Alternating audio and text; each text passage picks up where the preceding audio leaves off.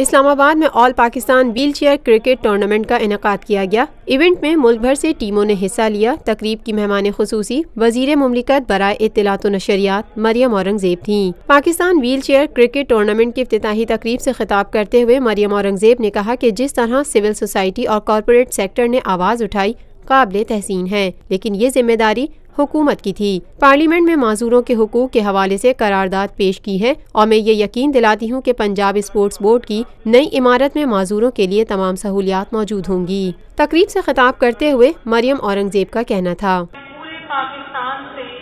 جتنے کھلاڑی یہاں پر آئے ہیں، جو بچیاں ہیں یہاں پر آئی ہیں، جو بچے پورے مختلف صوبوں سے یہاں پہ آئے ہیں، ان کو خوش آمدید کہوں گی اسلام آباد میں اور ان کو خراج تحسین پیش کرنا چاہوں گی۔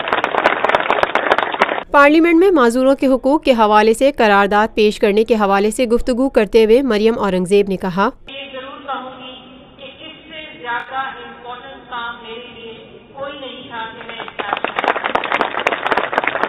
اور جس طرح ایشور آپا نے کہا کہ آپ کی شاید کوئی صلاحیت مختلف ہو، لیکن ہم اس صلاحیت سے معذور اور محروم ہیں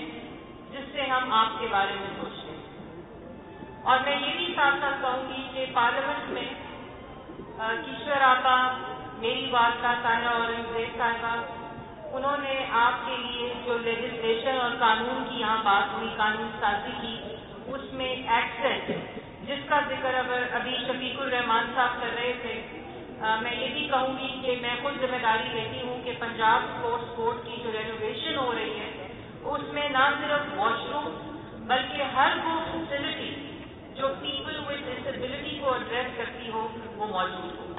تقریب سے خطاب میں کھلاڑیوں کو خراج تحسین پیش کرتے ہوئے وزیر اطلاعات و نشریات مریم اورنگزیب کا مزید کہنا تھا، جو آپ کے اندر صلاحیتیں ہیں وہ خدا تعالیٰ نے اتنی منفرد بنائی ہیں۔ اب ایک ویل چیئر کے اوپر ایک کرکٹ میچ کھیلنا انسان سوچ بھی نہیں سکتا، لیکن آپ لوگوں نے اس کو یقینی بنایا۔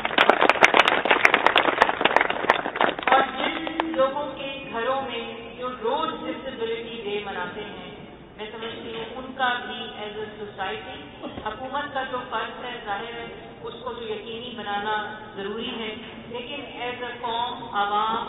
ایز اے سوسائٹی ہمیں اس فرض کو یقینی بنانا۔